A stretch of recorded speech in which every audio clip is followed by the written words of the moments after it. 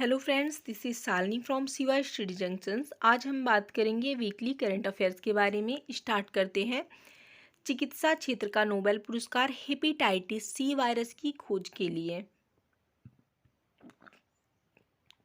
चिकित्सा के लिए नोबेल पुरस्कार हेपेटाइटिस सी वायरस की खोज के लिए अमेरिका के हार्वे जे अल्टर और चार्ल्स एम राइस तथा ब्रिटेन के माइकल ह्यूटन को दिया जाएगा। इस प्रतिष्ठित पुरस्कार में स्वर्ण पदक और 18,000 डॉलर से अधिक राशि दी जाती है। विश्व स्वास्थ्य संगठन के अनुसार दुनिया भर में 7 करोड़ से अधिक हेपेटाइटिस रोगी हैं, जिनमें से हर वर्ष 4 लाख लोगों की जान जाती है। साहित्य नोबेल पुरस्कार अमेरिका की कवयित्री लुईस ग्लूक को। इस वर्ष का साहित्य नोबेल पुरस्कार अमेरिका की कवयित्री लुईस ग्लूक को दिया जाएगा। येल विश्वविद्यालय की प्रोफेसर ग्लूक ने सन 1968 में लेखन शुरू किया था। उनकी पहली पुस्तक फर्स्ट बोर्न थी। वे समकालीन अमेरिकी साहित्य में सबसे प्रसिद्ध कवयित्री और निबंधकार हैं। नोबेल पुरस्कार की शुरुआत सन 1901 से हुई है। इसके क्षेत्र हैं शांति, साहित्य, भौतिक, रसायन, चिकित्सा विज्ञान और अर्थशास्त्र। नोबेल फाउंडेशन द्वारा स्वीडन के वैज्ञानिक अल्फ्रेड नोबेल की याद में दिया जाता है। इमैनुएल कारपेंतिये और जेनिफर ए डॉर्डना को रसायन का नोबेल पुरस्कार। इस वर्ष का रसायन का नोबेल पुरस्कार 2 महिला वैज्ञानिकों, फ्रांसीसी वैज्ञानिक इमैनुएल कारपेंतिये और अमेरिकी वैज्ञानिक जेनिफर ए डॉर्डना को जीनोम इंटीजन के लिए संयुक्त रूप से दिया जाएगा। दोनों वैज्ञानिकों ने जीन टेक्नोलॉजी के लिए अहम टूल CRISPR-Cas9 विकसित किया है। इसे जेनेटिक सीजर्स नाम दिया गया है। रोजर पेनरोज, रिनहार्ड गेंजेल और एंड्रिया गेज को भौतिक का नोबेल पुरस्कार। 2020 का भौतिक का नोबेल पुरस्कार रोजर पेनरोज, राइनहार्ड गेंजेल और एंड्रिया गेज को दिया जाएगा। तीनों वैज्ञानिकों की खोज अंतरिक्ष में मौजूद ब्लैक होल से जुड़ी है। ऑक्सफोर्ड यूनिवर्सिटी में पढ़ने वाले रोजर पेनरोज यूके ने पता लगाया कि ब्लैक होल के निर्माण को सापेक्षता के सिद्धांत पर समझा जा सकता है। यह सिद्धांत अल्बर्ट आइंस्टाइन ने दिया था। हमारी आकाशगंगा के केंद्र में मौजूद एक अदृश्य लेकिन बेहद शक्तिशाली ऑब्जेक्ट यानी ब्लैक होल की खोज के लिए रिनहार्ड गेंजेल जर्मनी और एंड्रिया गेज अमेरिका को इस पुरस्कार से सम्मानित किया जाएगा। ब्रह्मोस सुपरसोनिक क्रूज मिसाइल का सफलतापूर्वक परीक्षण। 30 सितंबर को भारत ने ब्रह्मोस सुपरसोनिक क्रूज मिसाइल का सफलतापूर्वक परीक्षण किया। यह मिसाइल 400 किलोमीटर तक वार करने में सक्षम है। ये परीक्षण रक्षा अनुसंधान और विकास संगठन DRDO ने ओडिशा के बालासोर से किया। जमीन से जमीन पर मार करने वाली इस मिसाइल में स्वदेश में निर्मित बूस्टर, एयर फ्रेम सेक्शंस और कई अन्य उपप्रणालियां हैं। ब्रह्मोस एक रैमजेट सुपरसोनिक क्रूज मिसाइल है जिसे सबमरीन, शिप, फाइटर जेट या जमीन से लॉन्च किया जा सकता है। इस मिसाइल को DRDO और रूस की NPOM संस्था ने मिलकर बनाया है।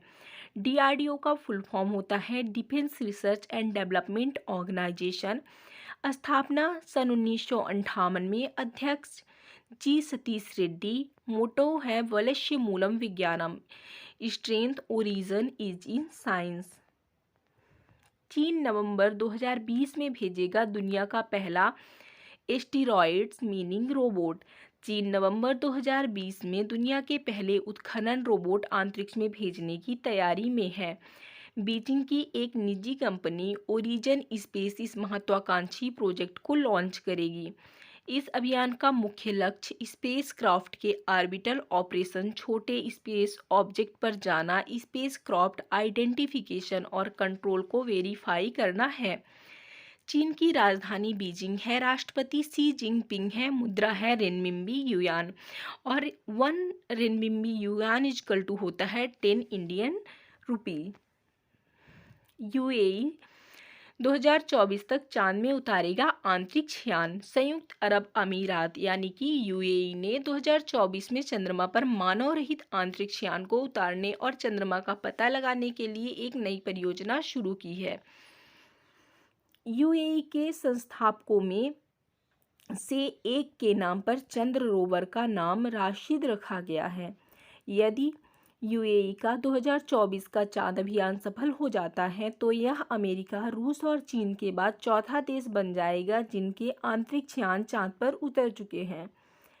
संयुक्त अरब अमीरात यानी कि यूएई की राजधानी है अबू धाबी। राष्ट्रपति हैं खलीफा बिन जायद अल नाहयान। मुद्रा है संयुक्त अरब अमीरात दिरहम और 1 संयुक्त अरब अमीरात दिरहम इक्वल टू होता है 18 Indian rupees. Amnesty international India ने भारत में बंद किया कामकाज। 29 सितंबर को अंतर्राष्ट्रीय मानवाधिकार संस्था एम्नेस्टी इंटरनेशनल इंडिया ने हाल ही में भारत में अपना कामकाज रोक दिया है। संस्था ने आरोप लगाया है कि भारत सरकार ने इस साल की शुरुआत में एक कार्यवाही के तहत उसके अकाउंट फ्रीज कर दिए थे, जिसके बाद उसे अपने अधिकतर स्टाफ को निकालना पड़ा। सरकार का कहना है कि इस संस्था ने फॉरेन कंट्रीब्यूशन रेगुलेशन एक्ट के तहत कभी रजिस्ट्रेशन ही नहीं कराया, जो विदेशी फंडिंग के लिए जरूरी होता है। एम्नेस्टी इंटरनेशनल का मुख्यालय लंदन में है। डॉक्टर हर्षवर्धन ने ग्रामीण विकास के लिए CSIR टेक्नोलॉजी की शुरुआत की। 30 सितंबर को विज्ञान और प्रौद्योगिकी मंत्री डॉक्टर हर्षवर्धन ने ग्रामीण विकास के लिए CSIR प्रौद्योगिकी के उपयोग के अभियान की शुरुआत की है। वैज्ञानिक और औद्योगिकी अनुसंधान परिषद CSIR उन्नत भारत अभियान, भारतीय प्रौद्योगिकी संस्थान दिल्ली और विज्ञान भारती की ओर से यह संयुक्त पहल की है। CSIR के राष्ट्रीय विज्ञान प्रौद्योगिकी तथा विकास संस्थान के 40वें स्थापना दिवस के अवसर पर नई दिल्ली में इस अभियान की ऑनलाइन शुरुआत की गई। पीएम मोदी ने वैश्विक भारतीय वैज्ञानिक सम्मेलन वैभव का किया उद्घाटन। प्रधानमंत्री नरेंद्र मोदी ने वैश्विक भारतीय वैज्ञानिक सम्मेलन का वर्चुअल तरीके से उद्घाटन किया। इस सम्मेलन में दुनिया भर में 55 देशों के भारतीय मूल के शिक्षाविद और वैज्ञानिक हिस्सा ले रहे हैं।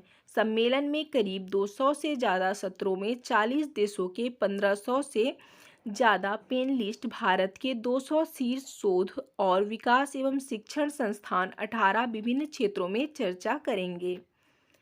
भारत और बांग्लादेश के बीच दूसरा द्विपक्षीय नौसेना अभ्यास। भारत और बांग्लादेश के बीच दूसरा द्विपक्षीय नौसेना अभ्यास 3 अक्टूबर को उत्तरी बंगाल खाड़ी के बोंगो सागर में शुरू होगा। इसका उद्देश्य अंतर प्रचालन क्षमता और संयुक्त प्रचालन कौशल विकसित करना है। इस अभ्यास के बाद 4 और 5 अक्टूबर को उत्तरी बंगाल खाड़ी में भारत और बांग्लादेश के बीच तीसरी समन्वित गश्त का अभ्यास किया जाएगा। देवयानी खोबरागड़े कंबोडिया में भारत की अगली राजदूत नियुक्त। विदेश सेवा की आधिकारिक देवयानी उत्तम खोबरागड़े को कंबोडिया में भारत का अगला राजदूत नियुक्त किया गया है। वह वर्तमान में दिल्ली स्थित मुख्यालय में संयुक्त सचिव हैं।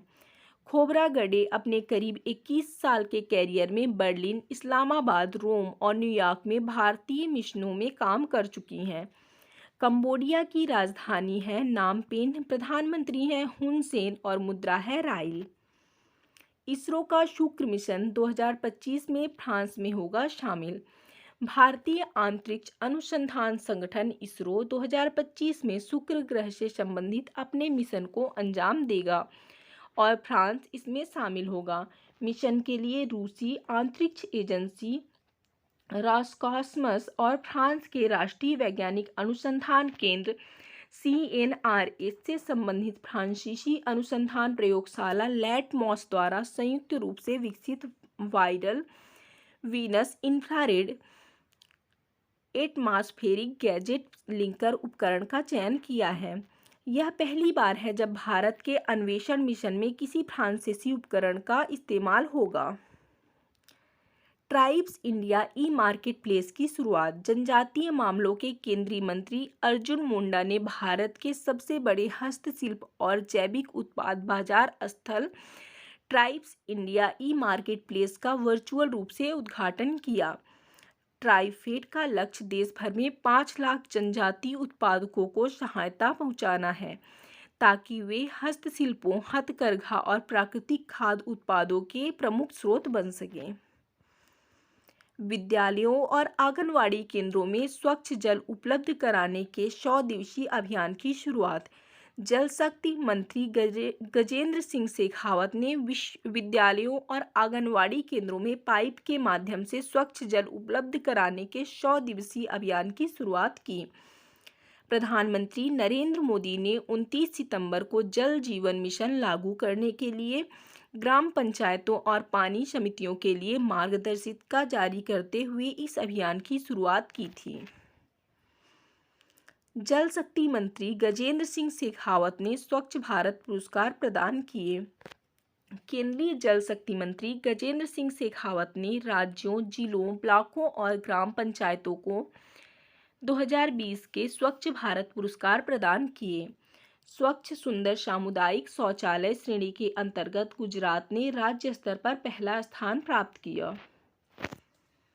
आमिर खान वेदांतु ऑनलाइन ट्यूशनिंग प्लेटफॉर्म के ब्रांड एम्बेसडर नियुक्त। आमिर खान को ऑनलाइन ट्यूटोरियल कंपनी वेदांतु का ब्रांड एम्बेसडर बनाया गया है। आमिर को हाल ही में वाहनों के टायरों का निर्माण करने वाली कंपनी सीएट टायर्स ने 2 सालों के लिए अपना ब्रांड एम्बेसडर बनाया है। आंध्र प्रदेश में वाईएसआर जल कल योजना की शुरुआत। आंध्र प्रदेश के मुख्यमंत्री वाईएस जगन मोहन रेड्डी ने वाईएसआर जल कल योजना की शुरुआत की। इसके तहत राज्य के जरूरतमंद किसानों के लिए मुफ्त में बोरवेल ड्रिल की व्यवस्था कराई जाएगी।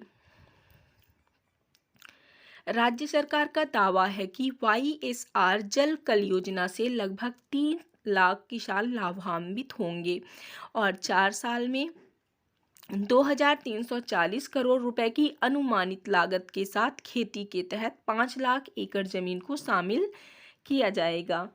आंध्र प्रदेश की राजधानी है हैदराबाद या अमरावती। मुख्यमंत्री हैं जगनमोहन रेड्डी। राज्यपाल हैं विश्वभूषण हरिचंदन।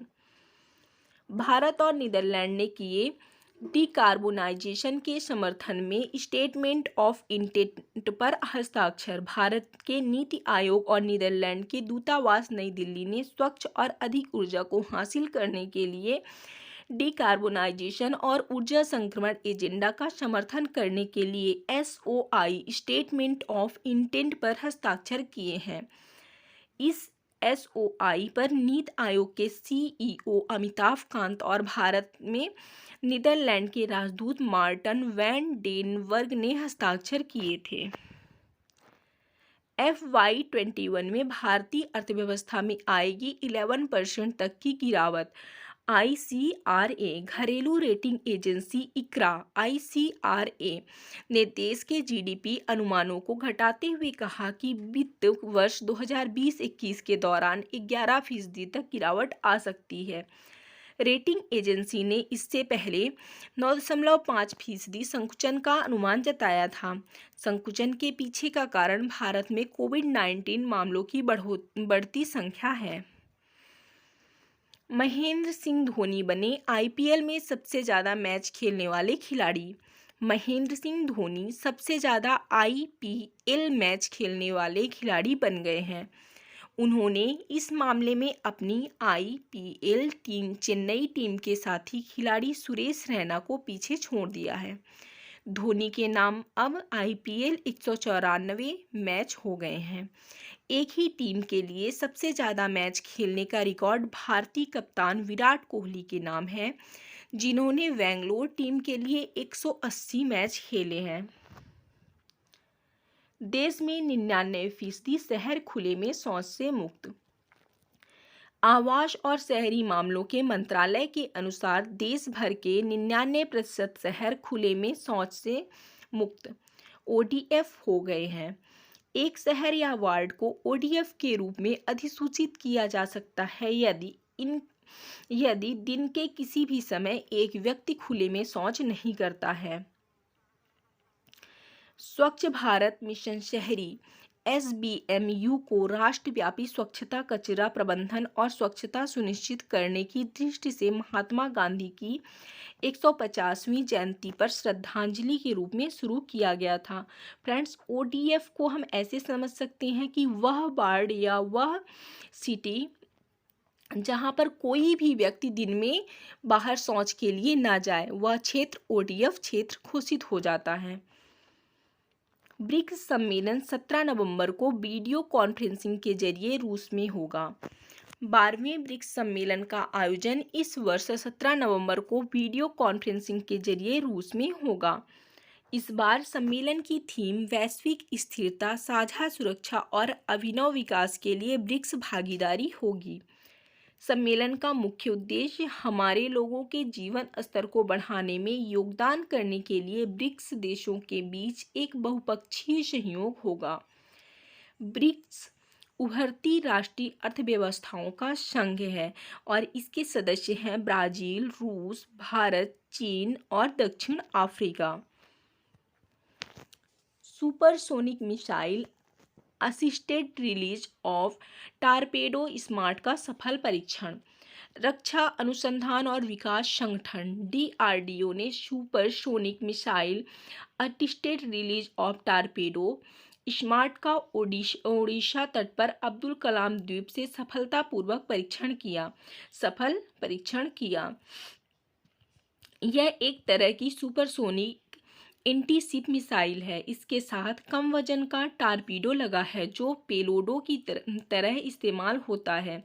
दोनों मिलकर इसे सुपरसोनिक एंटी सबमरीन मिसाइल बना देते हैं। डीआरडीओ का फुल फॉर्म होता है Defence Research and Development Organisation. स्थापना है सन 1958 में। अध्यक्ष हैं जी सतीश रेड्डी और मोटो है वलस्य मूलम विज्ञानम, strength origin is in science. राष्ट्रीय वन्यजीव सप्ताह 2020। भारत में हर साल राष्ट्रीय वन्यजीव सप्ताह 2 अक्टूबर से 8 अक्टूबर के बीच मनाया जाता है।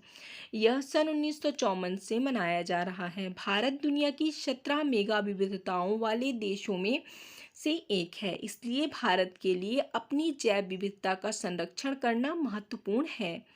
भारत सरकार के वन्य जीवों के संरक्षण के लिए प्रमुख कार्यक्रम प्रोजेक्ट टाइगर सन 1972, प्रोजेक्ट एलिफेंट सन 1992, मगरमच्छ संरक्षण परियोजना सन 1974 व वन्य जीव संरक्षण अधिनियम सन 1972 है। यशस्विनी ने ऑनलाइन निशानेबाजी प्रतियोगिता में जीता स्वर्ण। विश्व की चौथे नंबर की निशानेबाज यशस्विनी सिंह देसवाल ने 5वीं अंतर्राष्ट्रीय ऑनलाइन निशानेबाजी प्रतियोगिता में रविवार को 10 मीटर एयर पिस्टल स्पर्धा में स्वर्ण पदक जीता। टोक्यो ओलंपिक का कोटा हासिल कर चुकी यशस्विनी ने 241.7 अंकों के साथ खिताब जीता।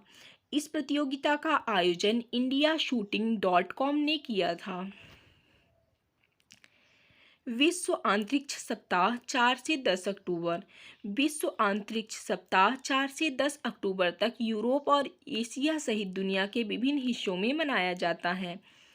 इस दिन को मान्यता इसलिए दी जाती है क्योंकि 4 अक्टूबर सन 1957 को पहला मानव निर्मित पृथ्वी उपग्रह स्पुतनिक 1 लॉन्च हुआ था और 10 अक्टूबर सन 1967 को संयुक्त राष्ट्र ने बाहरी अंतरिक्ष के अन्वेषण और उपयोग स्थिति का शासन पर संयुक्त राष्ट्र ने करार किया था। संयुक्त राष्ट्र आम सभा ने सन 1999 में इस सप्ताह को मनाने की घोषणा की थी। सिक्किम की मशहूर मिर्च डले खुर्सीन को मिला जीआई टैग। सिक्किम की लाल चेरी मिर्च, जिसे स्थानीय रूप से डले खुर्सीन के नाम से जाना जाता है, ने भौगोलिक संकेत जीआई टैग प्राप्त किया है। इसे दुनिया की सबसे तीखी मिर्चों में से एक माना जाता है। सिक्किम की राजधानी गंगटोक है और मुख्यमंत्री प्रेम सिंह तमांग हैं। राज्यपाल गंगा प्रसाद हैं। फ्रेंड्स, जिस चीज़ को जीआई टैग मिल जाती है वह अपने क्षेत्र की स्पेशलिटी बन जाती है। जैसे डले खुर्सीन बन गई है सिक्किम की स्पेशलिटी। फोर्ब की सूची में लगातार 13वीं बार मुकेश अंबानी देश के सबसे रईस शख्स। रिलायंस इंडस्ट्रीज आरआईएल के चेयरमैन और प्रबंधक निदेशक मुकेश अंबानी लगातार 13वें साल फोर्ब्स की सूची में भारत के सबसे धनी शख्स हैं। उनके पास नेट $88.7 अरब की दौलत है। इस सूची में दूसरे स्थान पर अडानी ग्रुप के चेयरमैन गौतम अडानी, जिनके पास $25.2 अरब और तीसरे स्थान पर HCL टेक्नोलॉजी के चेयरमैन शिव नादर, जिनके पास $25.4 अरब है। इस सूची में चौथे स्थान पर राधा किशन दमानी, जिनके पास $15.4 अरब और पांचवें स्थान पर हिंदुजा बंधु, जिनके पास $12.8 अरब हैं।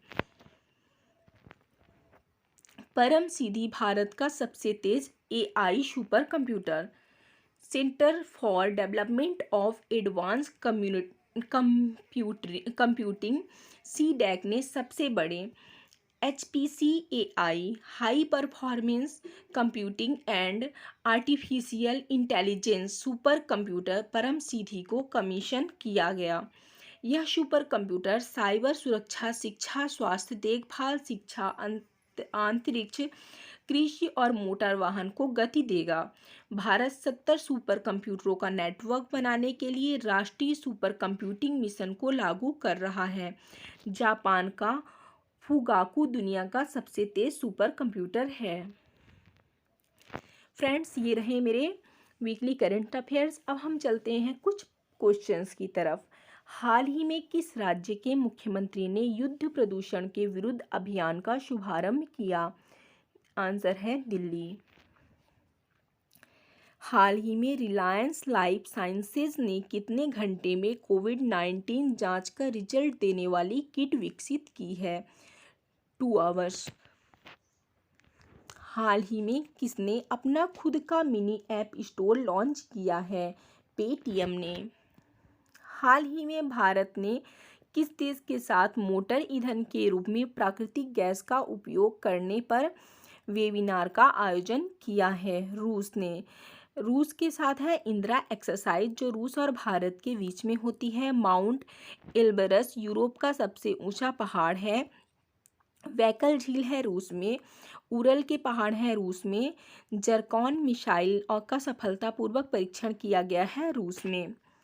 हाल ही में वेस्ट इंडीज महिला क्रिकेट टीम का प्रमुख कोच किसे नियुक्त किया गया है? कर्टनी वॉल्स को। हाल ही में किस राज्य सरकार ने स्कूल फीस में 25% कटौती की घोषणा की है? गुजरात ने। गुजरात में है first solar rooftop installation. Gujarat के पास है टेसरगन। सुजलाम सुफलाम जल संचय अभियान है गुजरात में। उम्बारे आंगनवाड़ी नामक अनूठी पहल की गई है गुजरात से। हाल ही में ब्रह्मोस मिसाइल का सफलतापूर्वक परीक्षण कहाँ किया गया है? ओडिशा में। मोहम्मद रफ़ीक मुख्य न्यायाधीश हैं ओडिशा के हाई कोर्ट के। मो जीवन पहल, मो प्रतिभा पहल की शुरुआत ओडिशा में की गई है। Hero to animal award PETA दिया गया है ओडिशा को। Satkosia tiger reserve, Similipal national park, Gahirmatha wildlife sanctuary और चिल्का लेक हैं ओडिशा में। हाल ही में एमनेस्टी इंटरनेशनल ने किस देश में काम करना बंद करने की घोषणा की है? आंसर है भारत। हाल ही में किस राज्य सरकार ने सभी अस्पतालों में कोरोना उपचार की दरों को प्रदर्शित करना अनिवार्य किया है? मध्य प्रदेश। कुशल श्रमिकों के लिए रोजगार सेतु योजना बनाई गई है मध्य प्रदेश में। जीवन शक्ति योजना है मध्य प्रदेश में, जिसके तहत मध्य प्रदेश की महिलाएं मास्क बनाएंगी और गवर्नमेंट को 11 रुपए में बेचेंगी। फिर टॉप पेरेंट्स ऐप हैं मध्य प्रदेश में जो स्पेशली हैं स्टूडेंट्स के लिए। संकल्प योजना मध्य प्रदेश के उमरिया जिले में चलाई गई है, जिसके तहत बुजुर्गों को सहायता प्रदान की जाती है। निष्ठा विद्युत मित्र योजना की शुरुआत भी मध्य प्रदेश से की गई है। हाल ही में किस राज्य सरकार ने शुष्क इलाकों पर ग्रीन कारपेट बनाने के लिए जल कला योजना शुरू की है? उत्तर है Andhra Pradesh. Mobile hand wash सुविधा स्टेशन है आंध्र प्रदेश में। नवरनालू पेदलांदकी कार्यक्रम की शुरुआत की गई है आंध्र प्रदेश से। जगन्ना विद्या दिवेना योजना की शुरुआत की गई है आंध्र प्रदेश से। निगाह ऐप फॉर कोविड फार्मा है आंध्र प्रदेश में। हाल ही में भारत ने किस देश के साथ एक उच्च स्तरीय समिति गठित करने की सहमति व्यक्त की है? आंसर है बांग्लादेश। संप्रति अभ्यास मेघालय में हुआ। मुफ्त इंटरनेट सेवाओं पर प्रतिबंध लगा दिया बांग्लादेश ने। डिजिटल हार्ट प्लेटफॉर्म लॉन्च किया गया है बांग्लादेश में। क्रिकेट बोर्ड ने खिलाड़ियों के स्वास्थ्य और मानसिक शांति को ट्रैक करने के लिए एक ऐप लॉन्च किया है बांग्लादेश में। फ्रेंड्स, संप्रति अभ्यास जो है वो भारत और बांग्लादेश के बीच होने वाला अभ्यास है। ओके फ्रेंड्स, ये रही मेरी आज की वीडियो पसंद आए तो लाइक शेयर सब्सक्राइब जरूर करिए। हम जल्द मिलेंगे नए वीडियो के साथ, तब तक के लिए धन्यवाद।